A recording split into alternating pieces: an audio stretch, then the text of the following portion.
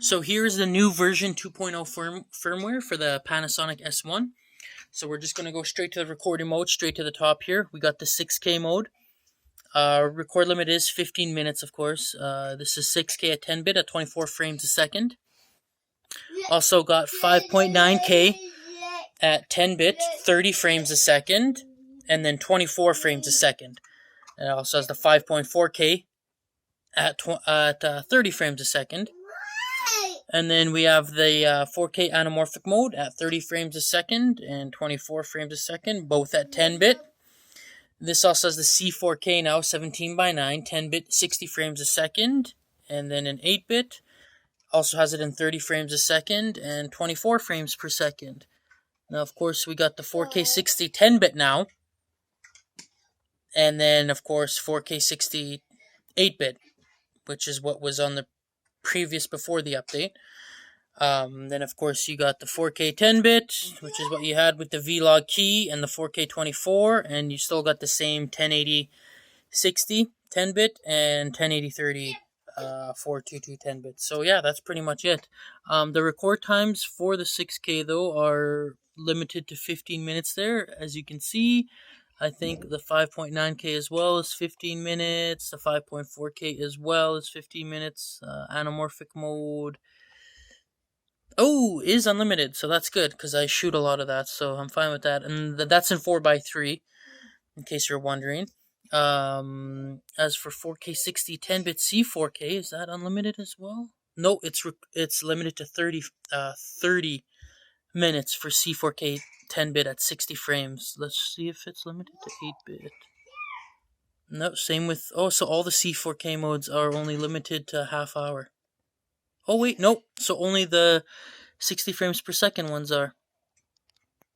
Yeah. So let's do 4K 10-bit. Is this one? Yeah, and this one's still limited to 30 frames. Yeah, so anything with 60 frames on here is limited to the half-hour record mark.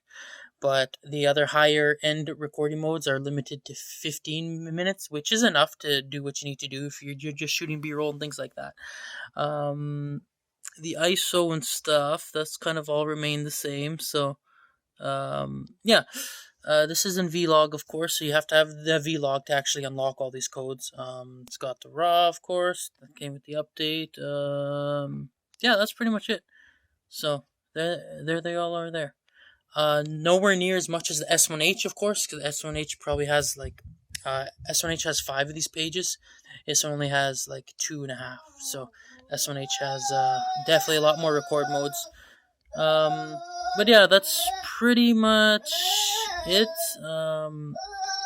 Yeah, that's about it. So, feel free to ask anything else. I do wanted to go in and see if the 6K is in, if you can change it from APS-C to full frame here.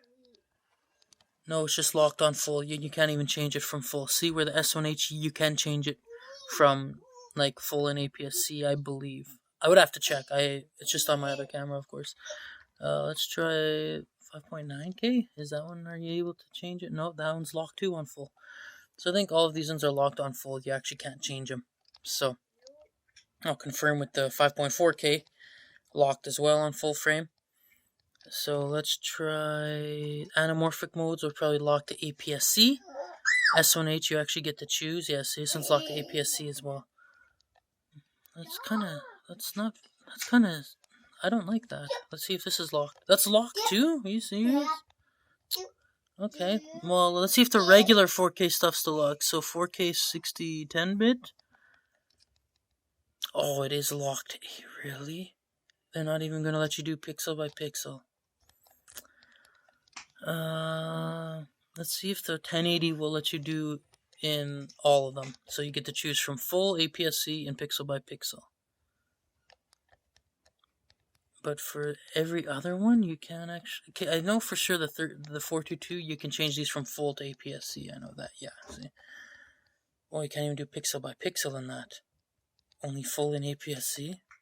Wow, they really changed... That kind of sucks.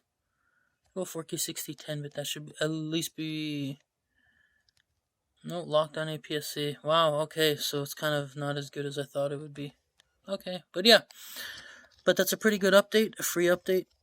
You get 6K recording up to 15 minutes, so I think it's in 3x2 mode. I could be wrong. It could be in oh, you know what? This 6K is not even a true 6K like the S1H. I think this is it's just 16:9. It's not even 3x2. Wow. Because with this, you can actually see where the bars cut off on here. See? You see where the grid goes? And the 3x2 is just a little bit past the 4x3, like on the S1H, for the grid lines. So did they actually change that? No way. So what if I go here? I'm just going to do this to 2 times because I know what it looks like.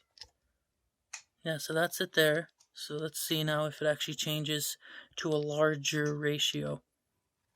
Oh, it doesn't. It's not even a true 3x2. Wow. It's not a true 3x2. It's just your regular 16:9.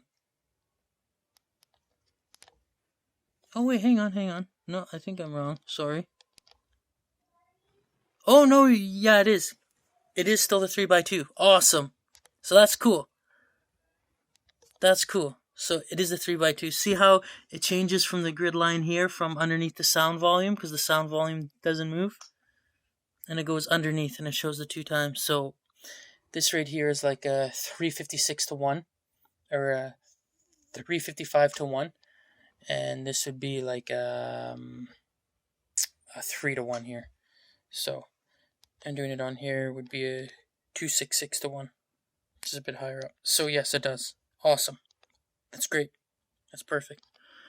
So yeah, that's all I'm gonna do because everyone's just kind of more interested in the in kind of what video modes it came with. So thanks you all for watching, and feel free to ask anything else as well.